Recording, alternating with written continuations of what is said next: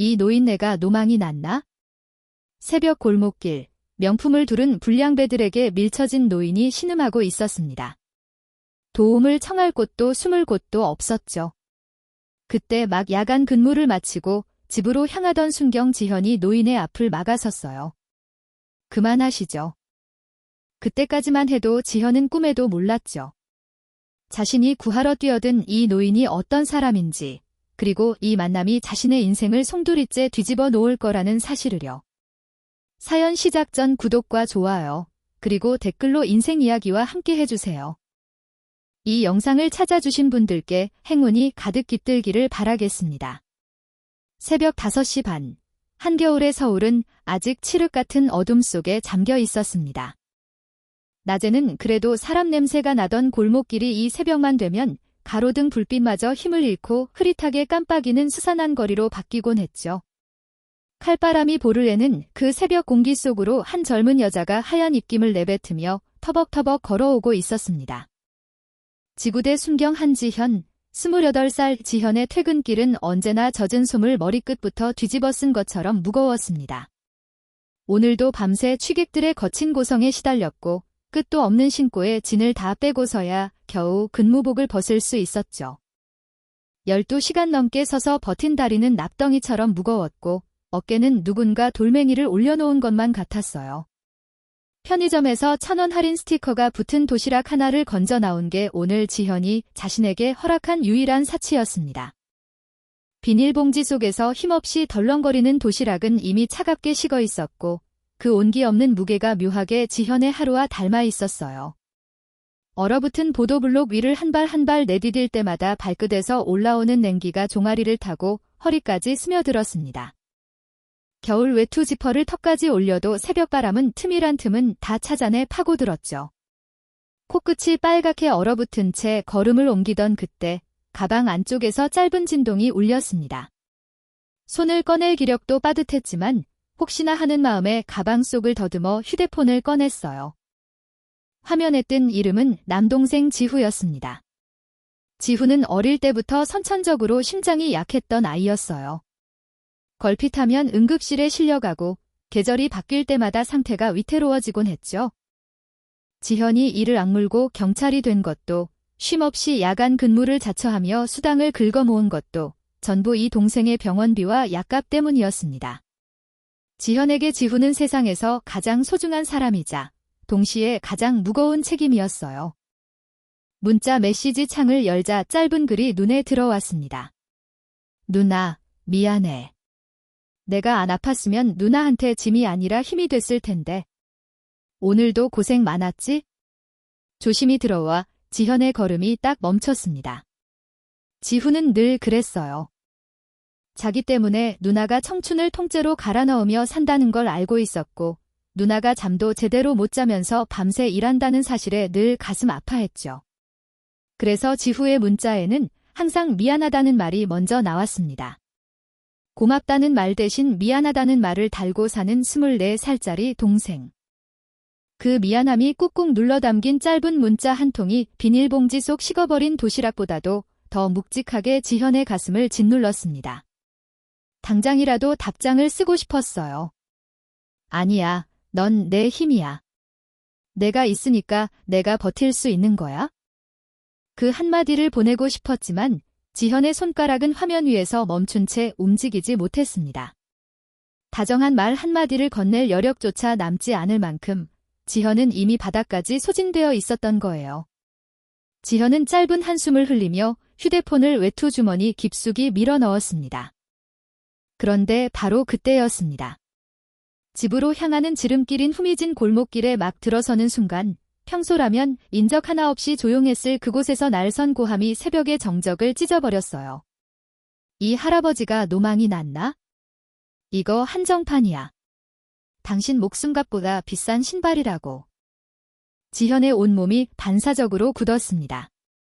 심장이 한 박자 빠르게 뛰기 시작했고 피로에 절어있던 감각들이 일제히 깨어났어요. 고함 뒤를 이어 들려온 건 둔탁한 충격음, 그리고 그 위를 덮는 노인의 억눌린 신음이었습니다. 지현은 본능적으로 발걸음을 낮추고 낡은 담벼락 모서리에 몸을 바짝 붙였습니다. 살짝 고개를 내밀어 골목 안쪽을 들여다본 순간 지현의 눈에 들어온 건 이런 광경이었어요. 골목 한쪽에 비스듬히 세워진 번쩍이는 검은 외제차. 그 옆에서 명품 로고가 커다랗게 박힌 옷을 입은 젊은 사내 둘이 한 노인을 구석으로 거칠게 몰아붙이고 있었습니다. 한겨울 새벽에 얇디 얇은 명품 옷만을 걸칠 수 있다는 것 자체가 그들이 어떤 부류인지를 말해주고 있었죠. 눈빛에는 약한 사람을 짓밟으며 느끼는 잔인한 쾌감이 번들거리고 있었습니다. 노인은 바닥에 주저앉아 바들바들 떨고 있었어요. 겨울바람에 옷깃이 벌어진 해진 점퍼 위에는 정체 모를 국물 얼룩이 선명했고 한쪽 무릎이 찢어진 바지 사이로 시루라기처럼 마른 다리가 드러나 있었습니다. 사내 중 하나가 코를 손등으로 틀어막으며 노인 앞에 침을 뱉었습니다. 아, 진짜 냄새나네. 얘야, 지갑 내놔봐. 세탁비는 받아야 될 거 아니야? 노인이 고개를 절레절레 흔들었지만 벽에 등이 막혀 더 이상 물러날 곳이 없었어요. 사내는 거칠 것 없이 노인의 외투 안주머니에 손을 밀어넣더니 가죽이 다 벗겨진 낡은 지갑을 거침없이 낚아챘습니다. 그리고 그 안에 든 것들을 길바닥에 사정없이 털어버렸죠. 영수증 조각들이 바람에 날리고 구겨진 지폐 몇 장이 차가운 바닥 위로 힘없이 떨어졌습니다. 새벽바람이 지폐를 이리저리 굴려대자 노인은 흙먼지가 묻은 손으로 다급히 그 돈을 주우려 바닥을 더듬었어요. 깨진 돋보기 안경이 코끝에서 아슬아슬하게 흔들리는 가운데 노인의 갈라진 손끝이 필사적으로 지폐를 향해 뻗어갔습니다. 번쩍이는 구두코가 노인의 손가락 바로 앞에 닿으려던 지폐를 가차없이 짓밟았습니다. 이게 어디서 손을 놀려? 확 그냥. 아, 노인의 손끝이 지폐에 닿기 직전 구두굽이 지폐째 바닥을 내리눌렀어요.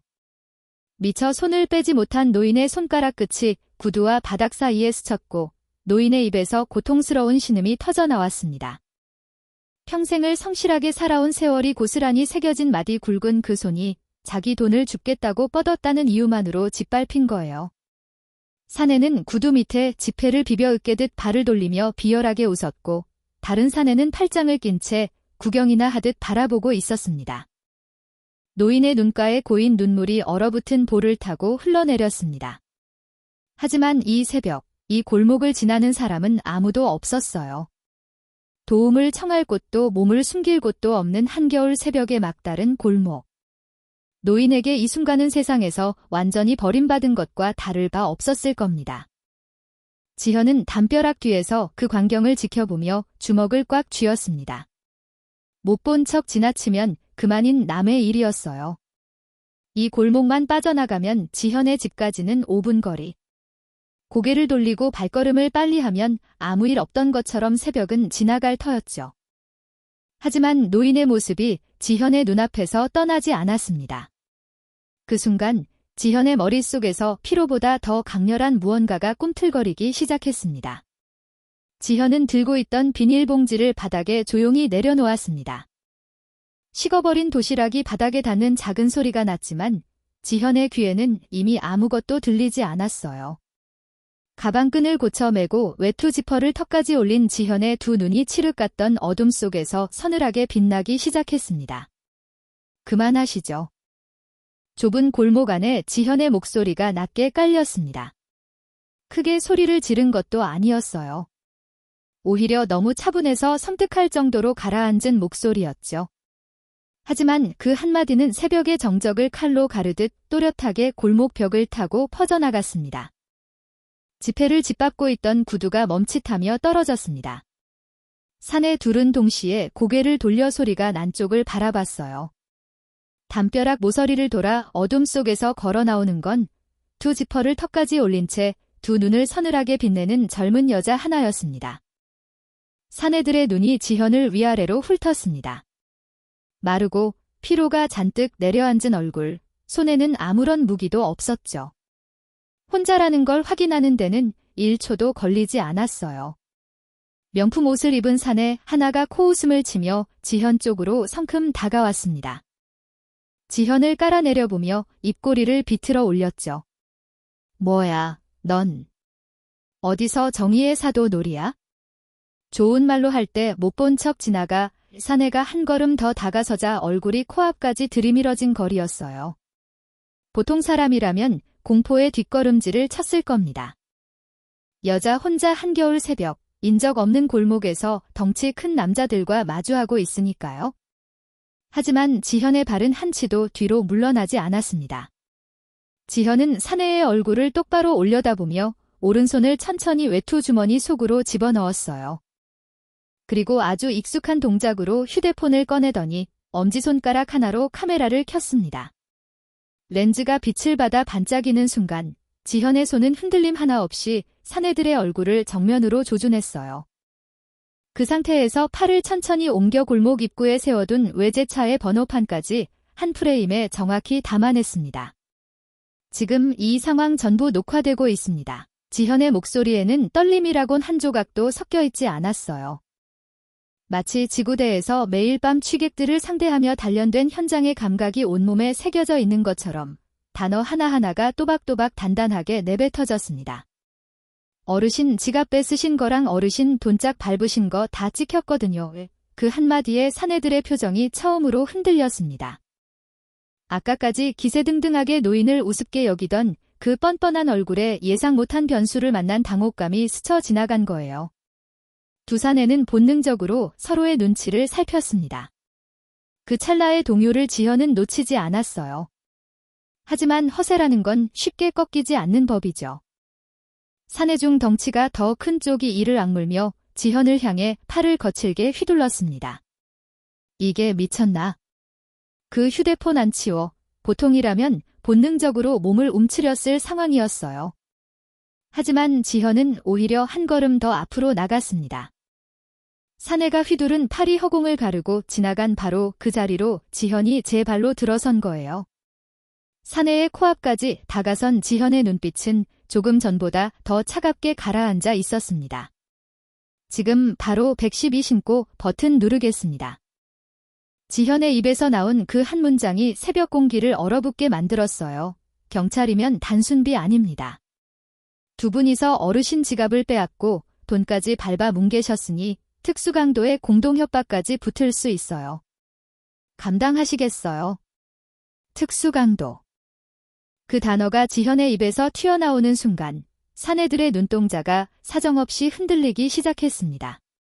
아까까지 노인을 괴롭히며 으스대던 그 거만한 눈빛이 마치 어둠 속에서 불빛을 만난 쥐처럼 갈 곳을 잃고 이리저리 굴러다녔어요. 뒤늦게 사태의 심각성을 깨달은 건지 사내의 입술이 미세하게 떨려왔습니다. 지현은 틈을 주지 않았어요. 휴대폰 화면을 사내들의 눈앞으로 돌려 신고 화면을 정면으로 보여줬어요. 화면 한가운데 떠있는 초록색 통화 버튼 위에 지현의 엄지손가락이 천천히 올라가 얹혔습니다. 선택하세요. 경찰서 가서 합의금 물고 전과 남기실래요? 아니면 지금 당장 여기서 사라지실래요? 지현의 목소리는 차분했지만 그 안에 담긴 압박은 묵직했어요. 마치 법정에서 선고를 내리는 판사처럼 지현은 사내들에게 딱 두 가지 길만 내밀었습니다. 3초 드립니다. 사내들의 얼굴이 순식간에 굳어졌습니다. 지현의 엄지가 통화 버튼 위에서 미세하게 움직였어요. 둘 중 사내 하나가 먼저 뒷걸음질을 쳤습니다.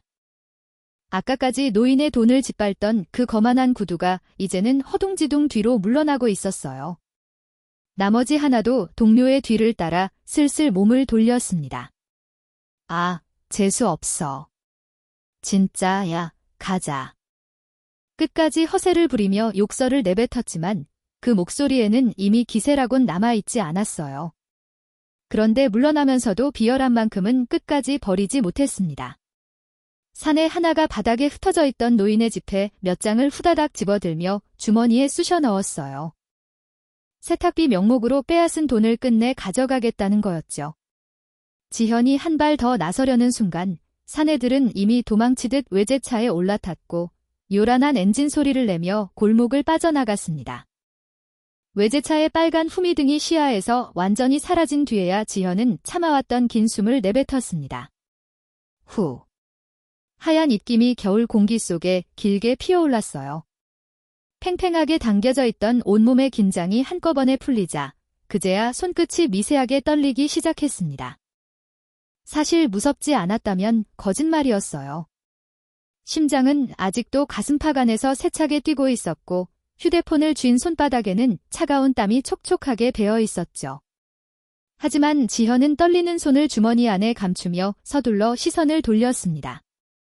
바닥에 주저앉은 채 고개를 떨구고 있는 노인이 보였어요. 아까 사내들에게 밀려 벽에 부딪혔는지 해진 점퍼의 등 쪽에 시멘트 가루가 하얗게 묻어 있었습니다. 한겨울 새벽 바닥의 냉기가 그대로 올라올 텐데 노인은 일어설 기력조차 없는 듯 그 자리에 웅크리고 앉아 있었죠. 그 주변으로는 바람에 날린 영수증 조각들만 쓸쓸하게 뒹굴고 있었습니다. 지현은 주저없이 노인에게 다가가 무릎을 굽히고 따뜻한 손을 내밀었습니다. 어르신, 괜찮으세요? 이제 다 끝났어요. 저 잡고 일어나세요. 노인이 고개를 들었습니다. 겨울바람에 얼어붙은 볼 위로 눈물 자국이 선명했고 공포에 질려있던 눈에 이제야 한 줄기 안도가 스며드는 게 보였어요. 지현의 손을 마주잡는 노인의 거친 손이 아직도 잔뜩 떨리고 있었습니다. 골목에는 다시 새벽의 고요함이 내려앉았어요. 아까까지 비명과 욕설로 가득하던 그 좁은 공간에 이제는 두 사람의 거친 숨소리만이 하얀 입김이 되어 조용히 피어오르고 있었습니다. 지현은 노인의 마른 팔을 천천히 부축해 일으켜 세웠습니다. 손바닥으로 전해지는 노인의 체온이 너무 미약해서 마치 겨울바람에 흔들리는 마른 나뭇가지를 잡고 있는 것 같았어요. 지현은 노인을 벽 쪽에 조심스럽게 기대어 서게 한 뒤 노인의 상태를 찬찬히 살폈습니다. 점퍼 여기저기에 흙이 묻어 있었고 손가락 끝은 구두에 스쳐 벌겋게 부어올라 있었어요.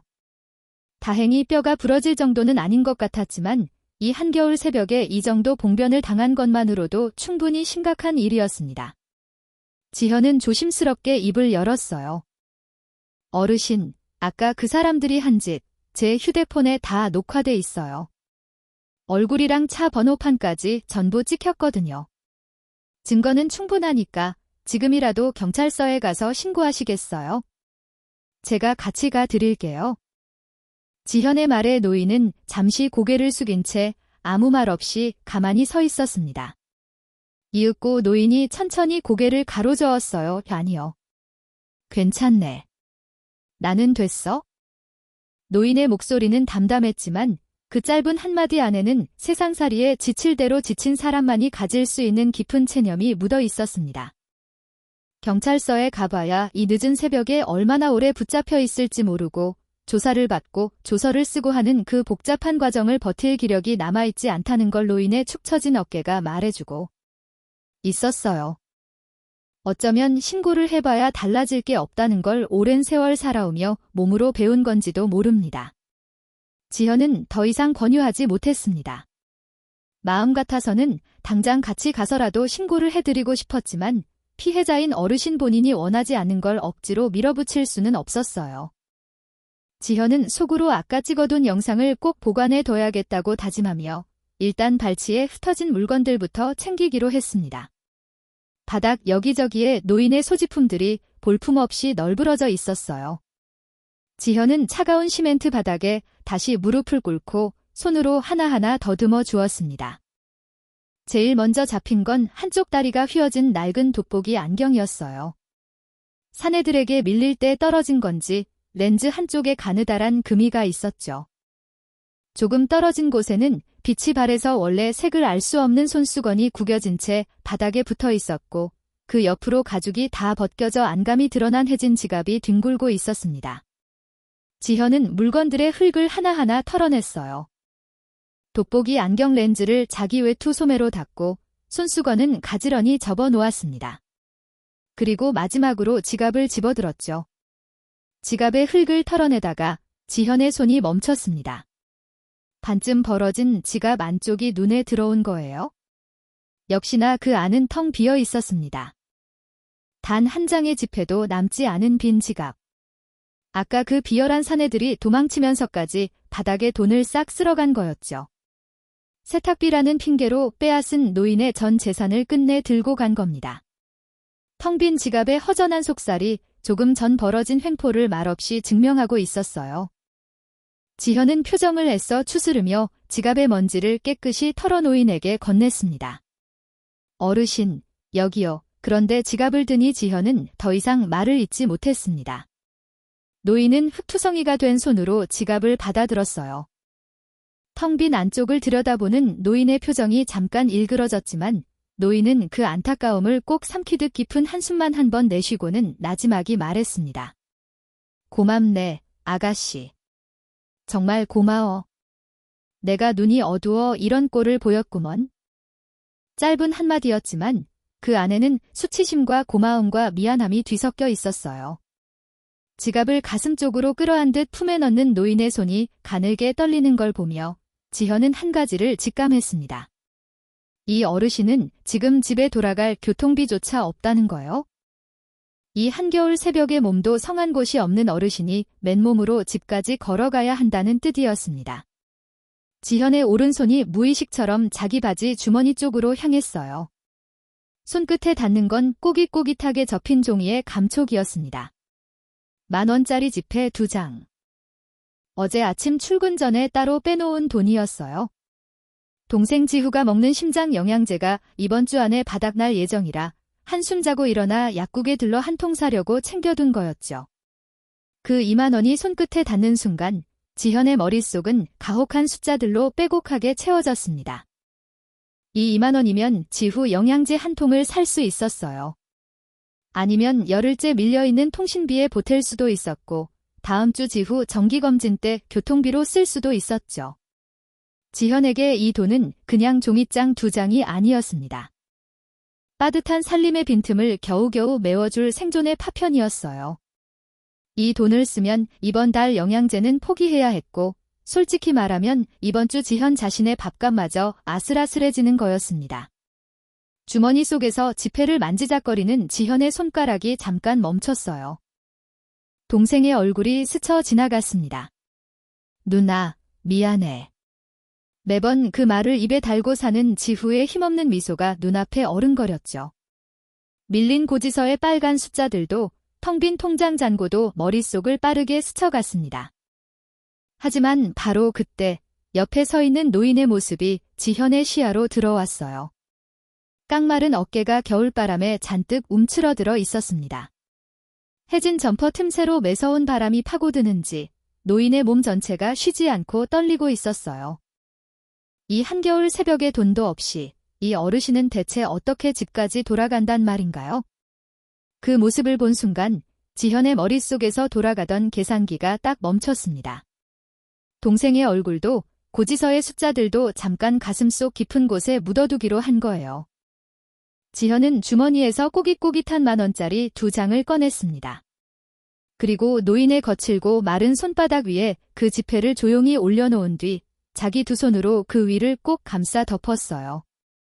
어르신, 이거 얼마 안 되지만 가져가세요. 날이 많이 늦었어요. 이 돈으로 꼭 택시 타고 들어가세요. 네. 노인의 눈이 동그랗게 커졌습니다. 손바닥 위에 올려진 지폐의 감촉을 느끼자마자 노인은 깜짝 놀라 고개를 절레절레 흔들며 손을 저어댔어요. 아니야, 아가씨. 내가 어떻게 이 귀한 돈을? 나 정말 괜찮네. 걸어가면 돼. 집이 그리 멀지도 않아. 노인의 목소리에 당황함과 미안함이 가득 묻어 있었습니다. 자기보다 한참 어린 젊은 아가씨에게 돈을 받는다는 게 노인의 자존심이 허락하지 않았던 거예요. 하지만 지현은 물러서지 않았습니다. 오히려 노인의 손을 더 꼭 쥐며 목소리에 장난기를 살짝 얹었어요. 아니요, 제 마음 편하자고 드리는 거예요. 저 오늘 야간 수당 받는 날이라 돈 좀 있거든요. 거짓말이었어요. 지현의 통장 잔고가 얼마나 바닥인지는 지현 자신이 제일 잘 알고 있었죠. 하지만 지현은 그 거짓말을 하면서도 애써 밝은 웃음을 지어 보였습니다. 어르신이 미안해하지 않도록, 부담을 느끼지 않도록 그 웃음 한 겹, 거짓말을 살짝 숨겨놓은 거였어요. 노인은 지현의 맑은 눈을 가만히 올려다 보았습니다. 한참을 말없이 바라보는 노인의 눈가에 옅은 물기가 맺혔어요. 주머니 사정이 넉넉해 보이지 않는 젊은 아가씨가 자기 자신보다 처음 만난 늙은이의 걱정을 먼저 하고 있다는 걸 노인이 모를 리 없었습니다. 요즘 같은 삭막한 세상에 자기 앞가림도 빠듯해 보이는 젊은이가 어쩌면 이토록 따뜻한 마음을 낼 수 있는 걸까? 노인의 가슴 한쪽에서 잃고 지냈던 세상의 온기가 조금씩 되살아나고 있었어요. 노인은 더 이상 거절하지 못하고 그 돈을 두 손으로 감싸주며 깊이 고개를 숙였습니다. 고맙네. 정말 고마워. 아가씨. 지현은 괜찮다는 듯 가볍게 손을 흔들고는 큰 길 쪽으로 노인을 부축해 나갔어요. 마침 멀리서 노란 불빛을 켠 택시 한 대가 다가오고 있었습니다. 지현이 손을 들어 택시를 세운 뒤 노인이 뒷좌석에 안전하게 오르는 것까지 직접 확인하고 나서야 문을 닫아주었어요. 어르신, 따뜻하게 들어가세요. 몸조리 잘하시고요. 택시 창문 너머로 노인이 연신 고개를 숙이며 손을 흔들었습니다. 택시가 새벽거리를 미끄러지듯 달려가고 빨간 후미등이 점점 작아지다가 마침내 어둠 속으로 사라졌어요. 지현은 그제야 텅 빈 주머니에 손을 넣었습니다. 아까까지 꼬깃꼬깃한 지폐의 감촉이 남아있던 그 자리가 이제는 허전하게 비어 있었어요. 이번 달 지후 영양제는 다음 달로 미뤄야 할 겁니다. 어쩌면 이번 주 지현 자신의 끼니도 좀 줄여야 할지 모르죠. 그런데 이상한 일이었어요. 주머니는 분명 텅 비었는데 마음 한쪽은 오히려 한결 가벼워진 기분이었습니다. 아까움보다는 잔잔한 뿌듯함이 가슴 안쪽에서 고요하게 번졌어요. 지현은 바닥에 내려놓았던 비닐봉지를 집어들고 다시 집을 향해 걸음을 옮겼습니다. 칼바람이 여전히 볼을 내었지만 지현의 입가에는 작은 미소 한 줄기가 걸려 있었어요. 며칠이 흘렀습니다. 비번을 맞은 지현은 오전부터 밀린 일들을 처리하러 은행을 찾았어요. 공과금도 밀려 있었고 다음 달 지후 병원비를 마련하려면 소액 대출이라도 알아봐야 하는 상황이었죠. 은행 문을 밀고 들어서자 점심시간을 앞둔 로비는 사람들로 북적이고 있었습니다. 창구 대기 번호표를 뽑아보니 앞에 20명 가까이 밀려 있었어요. 지현은 속으로 한숨을 삼키며 구석 의자에 앉았습니다. 그때였어요. 입구 쪽 키오스크 앞에서 당황한 기색이 역력한 한 노인의 뒷모습이 지현의 눈에 들어왔습니다.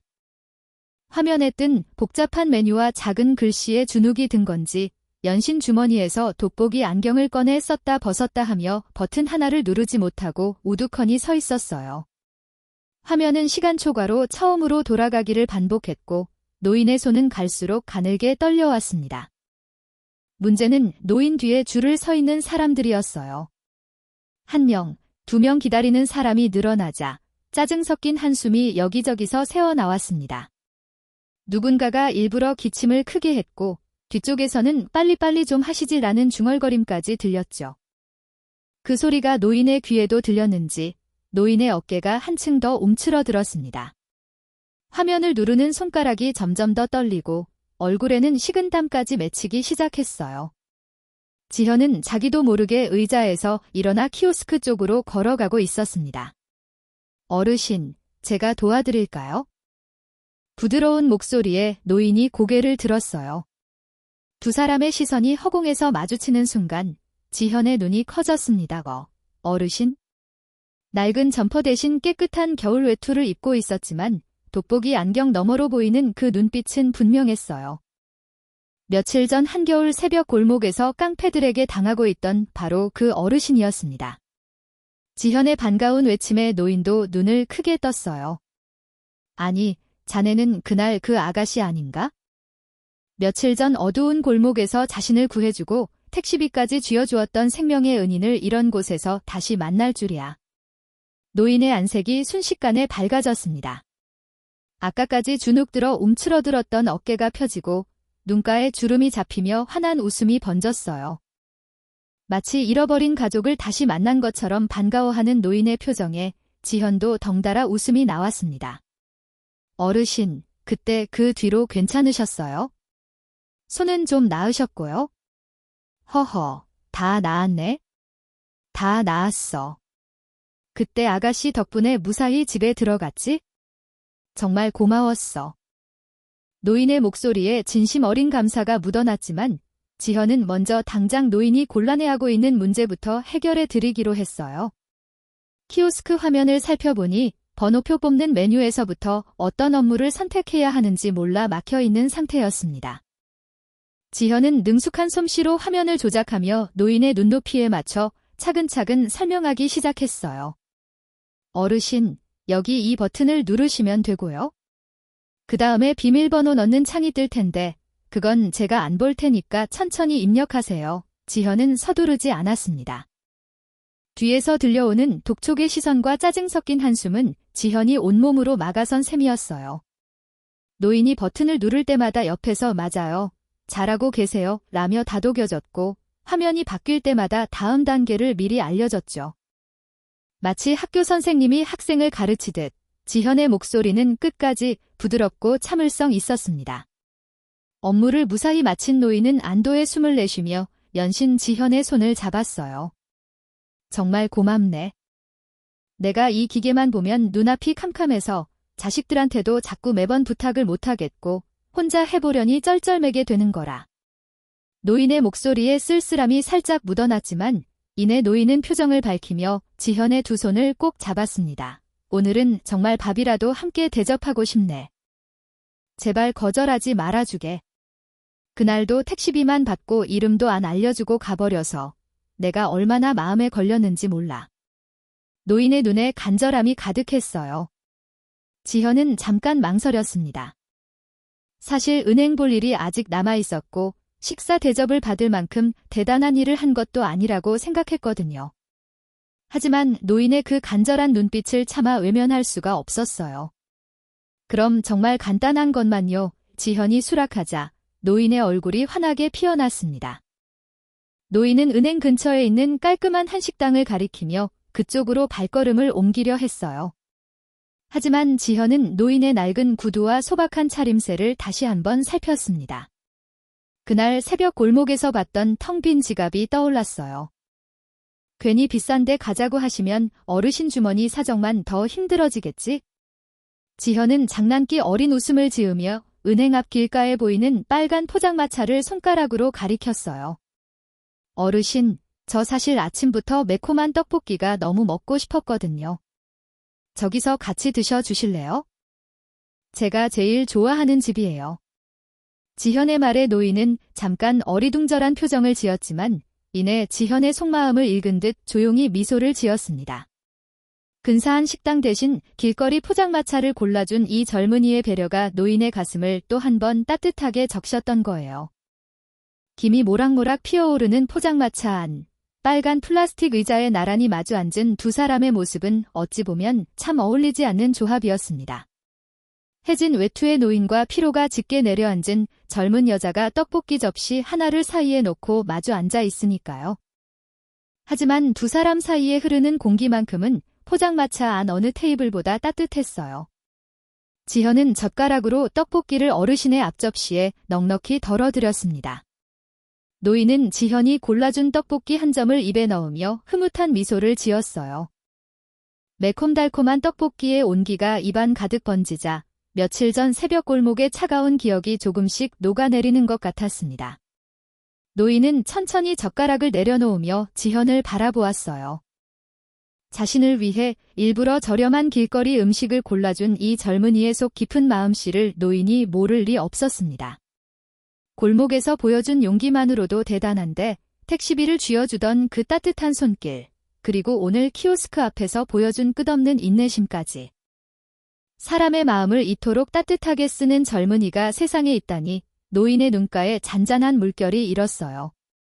포장마차 천막 안은 바깥 세상과는 완전히 다른 온도였습니다. 끓어오르는 떡볶이 냄비에서 모락모락 피어오르는 김이 천막 안을 가득 채우고 있었고 그 김 사이로 두 사람의 웃음소리가 소박하게 번져나갔어요. 아까까지 은행 키오스크 앞에서 주눅 들어있던 노인의 표정은 온데간데 없이 사라지고 지금은 마치 오랜 친구를 만난 사람처럼 편안한 얼굴로 앉아 있었습니다. 이거 꽤 맛있네. 이 나이에 길거리 떡볶이를 먹게 될 줄이야. 노인의 입꼬리가 올라가며 눈가에 잔주름이 깊게 잡혔어요. 그 표정이 어찌나 흐뭇한지 마치 다 큰 딸과 함께 나들이를 나온 아버지 같았습니다. 노인은 이내 젓가락을 내려놓고 지현을 가만히 바라보았어요. 눈빛이 조금 진지해졌습니다. 아가씨는 참 마음이 따뜻해. 요즘 같은 삭막한 세상에 나 같은 노인네한테 왜 이렇게까지 잘해주는 건가? 투박하지만 진심이 묻어나는 질문이었습니다. 노인의 목소리에는 단순한 궁금증을 넘어서 이 젊은이의 마음속에 대체 무엇이 들어있는지 알고 싶다는 간절함 같은 게 담겨 있었어요. 지현은 그 시선이 쑥스러웠는지 어묵 국물 종이컵을 두 손으로 감싸주며 살짝 머리를 극적였습니다. 에이, 저 그렇게 대단한 사람 아니에요? 그냥 눈에 보이면 못 지나치는 성격이라 이 지현은 대수롭지 않다는 듯 얼버무리려 했지만 노인은 쉽게 물러서지 않았어요. 아니야. 그게 대단한 거지? 요즘 세상에 남의 일에 선뜻 나서는 사람이 어디 있나? 그것도 자기 몸도 힘든 새벽에 위험한 줄 알면서도 말이야. 보통 사람은 못해. 그건 노인의 단호한 말에 지현의 눈시울이 살짝 붉어졌습니다. 사실 지현이 경찰 생활을 하면서 들은 말은 대부분 이런 것들이었거든요. 왜 이렇게 늦게 왔어? 이것밖에 못해. 세금 아까운 줄 알아라. 민원에 시달리고 윗선에 치이는 게 일상이었던 지현에게 누군가가 자기 행동을 진심으로 알아봐주고 장하다고 말해주는 일은 정말이지 오래간만이었어요. 아니, 어쩌면 처음이었을지도 모릅니다. 지현은 어묵 국물을 한 모금 마셨습니다.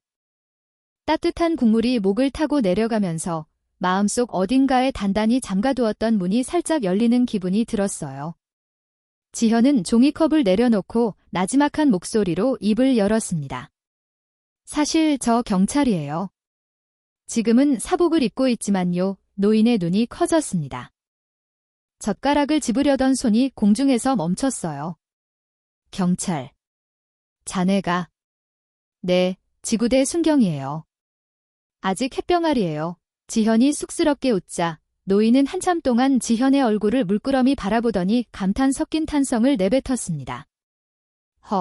경찰이었어.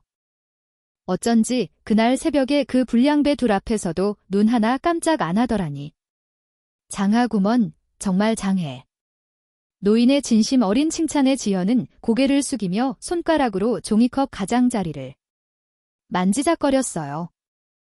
장하다는 말 한마디가 비타민 알약보다 달콤하게 가슴속에 스며드는 걸 지현 자신도 느끼고 있었습니다.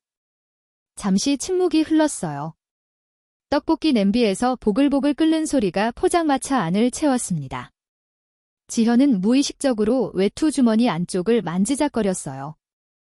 그곳에는 작은 열쇠고리 하나가 달려 있었습니다. 반쯤 닳아서 모양을 알아보기 힘든 경찰 모자 모양의 금속 열쇠고리였죠. 제 아버지가 경찰이셨거든요. 지현의 목소리가 한 톤 낮아졌습니다. 노인은 떡볶이를 집으려던 젓가락을 조용히 내려놓았어요. 어릴 때 아마 제가 7살인가 8살쯤이었을 거예요. 아버지 서랍에서 낡은 수첩을 하나 발견한 적이 있는데 그 수첩 첫 페이지에 정이라는 글자가 아주 크게 적혀 있었어요. 지현의 눈이 먼 곳을 바라보았습니다. 지금 여기가 아니라 아주 오래전 어린 시절의 어느 장면을 바라보는 것 같은 눈빛이었어요. 그때는 그 글자가 무슨 뜻인지도 몰랐어요. 그냥 아빠가 굵직한 글씨로 꾹꾹 눌러 쓴 그 두 글자가 참 예뻐 보였거든요. 나중에 커서 알게 됐죠? 아빠가 왜 그 글자를 수첩 맨 앞에 적어뒀는지. 지현의 목소리가 잠깐 떨렸지만 이내 다시 차분하게 이어갔습니다. 아버지는 파출소에서 30년 가까이 근무하신 분이었어요. 크게 승진하거나 이름을 날린 적은 한 번도 없지만 동네 사람들이 무슨 일만 생기면 우리 아버지를 찾았거든요. 할머니들이 길에서 넘어지면 제일 먼저 달려가시고 아이들이 길을 잃으면 밤새 동네를 뒤지시고 늘 남의 일을 자기 일처럼 나서시는 분이었어요. 지현은 열쇠고리를 주머니에서 꺼내 손바닥 위에 올려놓았습니다. 경찰 모자 모양의 작은 금속 장식이 포장마차의 노란 불빛을 받아 희미하게 반짝였어요. 이건 아버지가 쓰시던 열쇠고리예요. 아버지가 돌아가시고 나서 유품 정리하다가 발견한 건데 그때부터 한 번도 뺀 적이 없어요. 노인은 아무 말 없이 지현의 이야기를 듣고 있었습니다. 포장마차 안에서 떠들던 다른 손님들의 소리마저 멀어진 것처럼 두 사람 사이에는 고요하고 깊은 공기가 흐르고 있었어요. 지현은 열쇠고리를 다시 주머니에 넣으며 작게 웃었습니다. 저도 아빠처럼 누군가에게 든든한 힘이 되는 멋진 사람이 되고 싶어서 경찰이 됐어요. 아빠가 수첩에 적어둔 그 정의라는 글자, 저한테는 아빠가 남겨주신 유산 같은 거거든요. 지현의 눈가에 옅은 물기가 맺혔지만 입가에는 미소가 걸려 있었습니다. 슬프면서도 자랑스럽고 그리우면서도 따뜻한 복잡한 감정들이 뒤섞인 표정이었어요. 노인은 지현이 이야기하는 동안 한마디도 끊지 않고 묵묵히 경청했습니다. 화려한 학벌이나 높은 연봉에 대한 이야기가 아니었어요. 오직 누군가를 돕고 싶다는 순수한 마음, 아버지의 유지를 이어받고 싶다는 정직한 열망으로 가득 찬 지현의 눈동자. 그 맑은 빛을 바라보며 노인은 가슴 깊은 곳에서 묵직한 울림을 느꼈습니다. 이런 젊은이가 아직 이 세상에 남아있다니? 돈도 없고 댁도 없고 자기 한 몸 건사하기도 힘든 처지에서 그래도 정의라는 두 글자를 가슴에 품고 살아가는 사람. 노인의 눈 속에 어떤 결심 같은 것이 스쳤어요. 이 맑은 빛이 세상의 거친 바람에 흐려지지 않도록 할 수 있다면 지켜주고 싶다는 마음이 노인의 가슴 속에 조용히 뿌리를 내리기 시작한 거였습니다. 노인은 테이블 너머로 지현의 손을 가만히 잡아 다독였어요. 아버지가 참 좋은 분이셨구나. 그리고 그 아버지의 마음을 이렇게 고스란히 이어받은 딸이 있으니 분명 하늘에서도 자랑스러워 하실 거야. 노인의 따뜻한 한마디에 지현은 참으려던 눈물이 살짝 볼을 타고 흘렀습니다. 얼른 손등으로 훔치며 괜히 쑥스러운 듯 웃었어요. 아유, 어르신 때문에 울 뻔했잖아요. 떡볶이 먹으면서 울면 안 되는데 노인도 함께 웃었습니다. 포장마차 안에 두 사람의 웃음소리가 떡볶이 김과 함께 가볍게 피어올랐어요. 어느덧 접시 바닥이 빨간 양념 자국만 남기고 깨끗하게 드러났습니다. 국물 종이컵도 비었고 포장마차 아주머니가 슬슬 정리를 시작할 시간이었죠. 두 사람은 자리에서 일어나 포장마차 밖으로 나섰습니다. 겨울 바깥 공기가 차갑게 볼을 스쳤지만 뱃속의 떡볶이 온기가 아직 남아있어서인지 아까보다는 훨씬 견딜 만했어요. 지현은 노인을 향해 밝게 웃으며 고개를 숙였습니다. 어르신, 오늘 떡볶이 정말 잘 먹었어요. 다음엔 제가 더 맛있는 거 사드릴게요. 그때까지 건강 잘 챙기셔야 해요. 아셨죠? 노인은 지현의 밝은 인사에 연신 고개를 끄덕이며 손을 흔들었어요. 그래, 고맙네. 지현 아가씨, 우리 꼭 다시 보세. 꼭이야. 지현은 한 번 더 손을 흔들고 돌아섰습니다. 가벼운 발걸음으로 횡단보도를 건너가는 지현의 뒷모습을 바라보며 노인은 한동안 그 자리에 서 있었어요. 겨울바람이 노인의 외투 자락을 흔들었지만 노인은 추위를 느끼지 못하는 것 같았습니다. 한지현. 노인은 멀어지는 지현의 뒷모습을 보며 그녀의 이름을 나지막이 중얼거렸어요. 빨간 떡볶이처럼 따뜻하고 진한 여운이 노인의 가슴 속에 오래도록 남았습니다. 포장마차의 빨간 천막이 겨울바람에 펄럭이는 가운데 두 사람의 소박하지만 특별한 만남이 조용히 마무리되었습니다. 다음 날 어떤 일이 일어날지는 모른 채 말이죠. 다음 날 아침이었습니다. 지현은 여느 때처럼 지구대에 출근해 근무복으로 갈아입고 당직 보고를 확인하고 있었어요. 어젯밤 별다른 사건 없이 조용했다는 보고에 안도하며 커피 한 잔을 내리려던 참이었죠. 창밖으로 보이는 겨울 아침 햇살이 지구대 사무실 유리창에 부드럽게 부서지고 있었고 지현은 어제 떡볶이를 나눠 먹던 어르신의 흐뭇한 미소를 떠올리며 잠깐 기분 좋은 아침을 보내고 있었습니다. 그런데 갑자기 지구대 현관 쪽에서 요란한 구두 소리가 들려왔어요. 한두 사람의 발소리가 아니었습니다.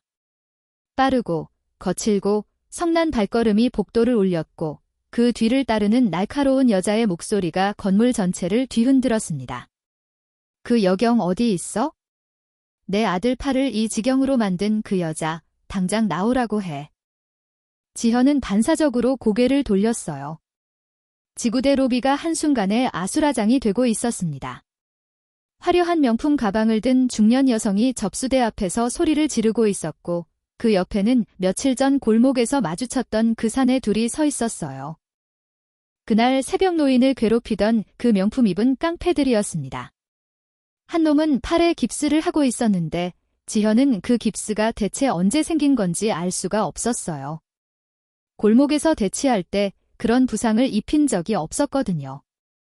하지만 지현의 시선을 정말로 얼어붙게 만든 건 그들 뒤에 버티고 서 있는 한 남자의 존재였습니다.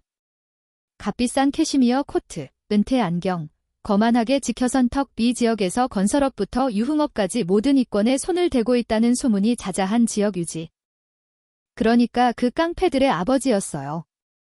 그 남자는 로비 한가운데 서서 주변을 둘러보는데 마치 여기가 자기 집 안방이라도 되는 것처럼 당당한 눈빛이었습니다.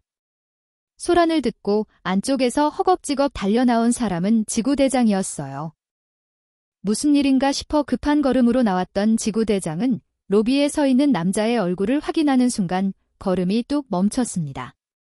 그리고 안색이 눈에 띄게 창백해졌어요. 사실 지구대장에게는 남들이 모르는 약점이 하나 있었습니다. 몇 년 전 이 지역 유지로부터 상당한 금액의 뇌물을 받은 적이 있었거든요. 수사를 무마해주는 대가로 받은 거액이었죠. 그 이후로 지구대장은 이 남자 앞에서만큼은 고개를 들 수가 없는 처지가 되어 있었습니다. 아이고, 회장님, 이게 무슨 일이십니까? 이렇게 직접 나와 주시다니. 지구대장의 목소리가 한 옥타브 높아지며 비굴한 웃음이 얼굴에 번졌어요. 아까까지 당직 근무자들에게 호통을 치던 그 위험은 온데간데 없이 사라지고 마치 상사 앞에 불려간 말단 사원처럼 허리를 굽히고 있었습니다. 지현은 그 모습을 보며 반혹감을 감출 수가 없었어요. 정말 자기가 모시는 지구대장이 맞나 싶을 정도로 사람이 순식간에 달라져 버렸으니까요. 그때 깁스를 한 사내가 지현을 손가락으로 가리키며 악을 썼습니다. 저 여자예요. 저 여자가 그날 밤에 우리 협박했다고요? 경찰 신분 숨기고 접근해서 과잉 진압까지 했어요. 이것 때문에 팔이 이 지경이 됐는데 이걸 어떻게 해줄 거예요? 지현의 눈이 커졌습니다. 과잉 진압이라니요. 그날 새벽 골목에서 지현은 사내들에게 손가락 하나 대지 않았어요. 휴대폰으로 녹화를 하고 법적 경고를 했을 뿐 어떤 물리적 접촉도 없었습니다. 저 깁스가 어디서 온 건지 지현으로서는 도저히 이해할 수 없었죠. 분명 조작된 거였습니다. 지현은 차분하게 상황을 설명하려 했어요. 대장님, 그날 상황은 제가 녹화한 영상이 있습니다. 제가 과잉 진압을 한 사실은 전혀 없고 오히려 이분들이 무고한 어르신을. 하지만 지현의 말이 채 끝나기도 전에 지구대장이 가차없이 잘라버렸습니다. 임순경. 지금 이게 무슨 망신이야? 지구대장의 얼굴에 더 이상 비굴한 웃음은 없었어요. 대신 지현을 향해 쏘아보는 눈에는 불같은 분노가 타오르고 있었습니다. 하지만 그 분노의 진짜 이유를 지현은 알 수 없었죠. 지구대장이 진짜 두려운 건 지현이 이를 키워서 자신의 비리가 들통날까봐 전전긍긍하는 것이었으니까요. 회장님 자제분들한테 감히 협박을 해? 내가 지금 무슨 짓을 한 건지 알기나 하는 거야? 지현은 할 말이 있었습니다. 영상 증거도 있었고 그날 상황을 정확히 기억하고 있었어요. 하지만 지구대장은 지현에게 입을 열 틈을 주지 않았습니다. 지현은 도움을 구하듯 주변을 둘러보았어요. 같은 사무실에서 매일 얼굴을 맞대는 동료 경찰들이 가까이에 있었습니다. 하지만 그들 중 단 한 명도 지현과 눈을 마주치지 않았어요. 누구는 컴퓨터 화면에 시선을 고정했고 누구는 서류 더미를 뒤적이는 척했으며 누구는 아예 고개를 돌려 창밖을 바라보고 있었습니다. 지구대장의 눈밖에 나면 자기들도 피해를 볼 게 뻔하니까요. 지현은 지구대 한복판에서 사방이 벽으로 막힌 것처럼 완벽하게 고립되어 있었습니다. 바로 그때 지역 유지가 느릿느릿한 걸음으로 지구대장에게 다가갔어요. 그리고 지구대장의 어깨를 툭툭 치며 마치 오랜 친구에게 말하듯 싸늘하게 내뱉었습니다. 서장님과도 이야기가 다 끝났네. 이런 무법천지 경찰이 우리 동네에 있어서야 되겠나? 적당히 사과하고 옷 벗기는 선에서 마무리하지? 그게 서로 좋은 거 아닌가? 옷을 벗기라는 말은 지현의 제복을 벗기라는 뜻이었습니다. 경찰 측에서 쫓아내라는 뜻이었어요. 지구대장은 마치 그 말을 기다렸다는 듯이 지현을 향해 고함을 질렀습니다. 김순경, 들었어? 내가 일으킨 이 소란, 내가 책임져. 당장 저분들께 사죄하고 사표 쓸 준비나 해. 안 그러면 파면까지 가게 만들 테니까 각오해. 사표, 파면. 그 단어들이 지현의 고막을 때린 순간 지현은 숨이 딱 멈추는 것 같았어요. 지현은 억울함에 입술을 꽉 깨물었습니다. 손톱이 손바닥에 파고들 정도로 주먹을 쥐었지만 떨리는 걸 멈출 수가 없었어요. 어금니를 꽉 다물지 않으면 당장이라도 터져나올 것 같은 울음을 겨우 참아내고 있었습니다. 아버지가 그토록 자랑스러워하셨던 이 제복. 아버지의 낡은 수첩에 적혀있던 그 정의라는 글자를 가슴에 품고 있게 된 이 옷이 한순간에 수치와 굴욕의 상징이 되어버린 것만 같았어요. 정당하게 당연한 일을 한 것뿐인데 새벽 골목에서 위험에 처한 어르신을 그냥 지나칠 수 없어서 용기를 낸 것뿐인데 그 결과가 파면이라니. 지현은 멍하니 자신의 어깨에 달린 계급장을 내려다보았습니다. 작고 소박한 순경 계급장이 형광등 불빛 아래 희미하게 빛나고 있었어요. 지현이 그토록 갖고 싶었고 그래서 밤잠을 줄여가며 공부해서 얻어낸 그 작은 금속 조각이 지금 이 순간에는 천근만근의 무게로 어깨를 짓누르고 있었습니다. 로비 한쪽에서 깁스를 한 사내가 동료와 눈짓을 주고받으며 비열하게 웃고 있었어요. 그 웃음소리와 지구대장의 호통이 뒤섞여 지현의 귀를 메웠습니다. 동료들은 여전히 시선을 피하고 있었고 지현은 지구대 한복판에서 완전히 혼자였어요. 지현은 아무 말도 하지 못한 채 차가운 현실의 벽 앞에 서 있었습니다. 어제까지만 해도 떡볶이를 나눠 먹으며 아버지의 정의를 이야기했던 그 따뜻한 시간이 마치 다른 세상의 일처럼 아득하게 느껴졌어요. 지현의 눈에서 한 줄기 눈물이 볼을 타고 소리 없이 흘러내렸지만 지현은 그것조차 닦을 겨를이 없었습니다. 지구대장의 폭언과 깡패들의 비열한 웃음을 뒤로하고 지현은 간신히 사무실 구석으로 몸을 피했습니다. 심장이 터질 것 같았어요. 억울함과 분노와 절망이 한꺼번에 밀려왔고 손이 덜덜 떨려서 주머니 속 휴대폰을 꺼내는 것조차 쉽지 않았습니다. 지현은 떨리는 손가락으로 민준의 번호를 눌렀어요. 신호가 2번 울리자 민준의 다정한 목소리가 들려왔습니다. 지현아, 왜? 무슨 일이야? 지현은 그 목소리를 듣는 순간 터져나올 것 같은 울음을 간신히 삼키며 짧게 내뱉었어요. 민준 씨, 이번 주 상견례. 나 못 갈 것 같아. 미안해. 뭐? 갑자기 무슨 소리야? 지현아, 무슨 일 있어? 지현아, 민준의 다급한 목소리가 수화기를 타고 쏟아졌지만 지현은 더 이상 말을 이을 수가 없었습니다. 한마디라도 더 하면 울음이 터질 것 같았어요. 지현은 민준의 목소리를 끈 통화 종료 버튼을 눌렀습니다. 그 뒤로 민준에게서 전화가 3번, 4번 왔지만 지현은 한 번도 받지 않았어요. 받으면 마음이 흔들릴 테니까요. 지현은 휴대폰을 무음으로 바꾸고 주머니 깊숙이 밀어 넣었습니다. 얼마 뒤 지현은 경찰서 현관문을 밀고 밖으로 나왔어요. 한 발짝 내딛는 순간 예고도 없이 하늘에서 차가운 빗줄기가 쏟아져 내렸습니다. 겨울비였어요. 눈도 아니고 비가, 그것도 소나기처럼 굵은 빗방울이 아스팔트를 두들기며 쏟아지고 있었죠. 우산은 사무실에 두고 왔지만 지현은 돌아가서 가져올 생각조차 하지 못했어요. 아니, 하지 않았다는 게 맞을 겁니다. 방금 전 그 사무실 안에서 벌어진 일들이 머릿속에서 맴돌고 또 맴돌아 다른 건 아무것도 생각할 수가 없었으니까요. 차가운 빗물이 머리카락을 타고 이마를 적시고 목덜미를 지나 등줄기까지 스며들었습니다. 근무복 위에 걸친 얇은 외투는 순식간에 물을 먹어 무겁게 늘어졌어요. 지현은 멈추지 않았습니다.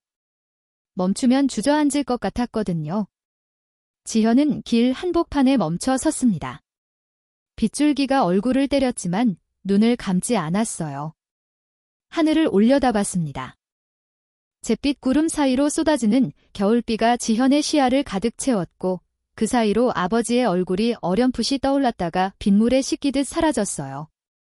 지현아, 멀리서 누군가 지현의 이름을 부르는 소리가 빗소리를 뚫고 들려왔습니다. 처음에는 환청인가 싶었어요.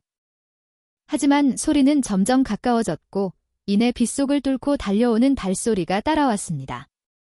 민준이었습니다. 커다란 검은 우산을 한 손에 들고 다른 손으로는 외투자락을 움켜쥔 채 전력으로 달려오고 있었어요. 지현의 전화를 받고 불안한 마음에 바로 차를 몰고 지구대 근처까지 온 거였습니다. 지현 앞에 도착한 민준은 숨을 몰아쉬며 우산을 지현 쪽으로 기울였어요. 빗물이 민준의 한쪽 어깨를 적시기 시작했지만 민준은 신경 쓰지 않았습니다. 젖은 지현의 어깨를 두 손으로 감싸며 다급하게 물었어요. 지현아, 왜 비를 다 맞고 있어? 전화도 안 받고 대체 무슨 일이야? 얼굴이 왜 이래? 민준의 걱정스러운 목소리가 귓가에 닿는 순간 지현의 눈 안쪽에서 뜨거운 것이 차올랐어요. 참아왔던 눈물이 터져나올 것 같았습니다. 하지만 지현은 울지 않았어요. 울 수 없었습니다. 울면 마음이 약해질 테고 마음이 약해지면 지금 해야 할 말을 하지 못할 테니까요. 지현은 오히려 민준의 손을 차갑게 뿌리쳤습니다. 민준 씨, 우리 결혼 다시 생각해요. 민준의 표정이 굳었습니다. 우산을 쥔 손이 미세하게 떨렸어요. 뭐?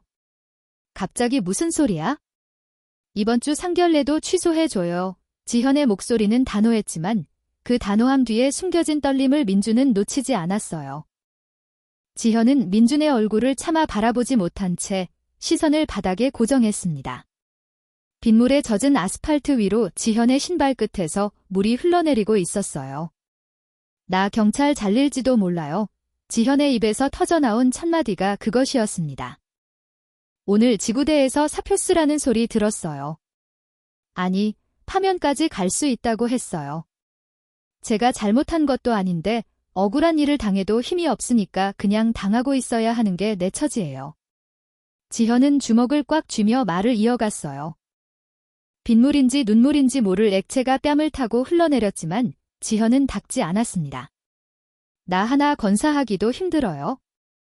통장에 돈은 없고 매달 동생 병원비에 약값에 허덕이고 빚은 줄어들 생각을 안 하고 아픈 동생까지 있는데 이런 내가 민준 씨 곁에 있으면 민준 씨 인생까지 망칠 거예요. 지현의 목소리가 점점 작아졌어요. 마지막 문장은 거의 중얼거림에 가까웠습니다. 김민준 씨는 좋은 사람 만나야 해요. 나 같은 사람 말고 민준 씨한테 짐이 안 되는 사람. 민준 씨가 웃을 수 있게 해주는 사람. 지현은 고개를 돌렸어요. 더 이상 민준의 얼굴을 보고 있으면 결심이 무너질 것 같았으니까요. 빗속에 서 있는 지현의 뒷모습이 어찌나 쓸쓸한지 마치 세상에서 가장 외로운 사람이 거기 서 있는 것 같았습니다.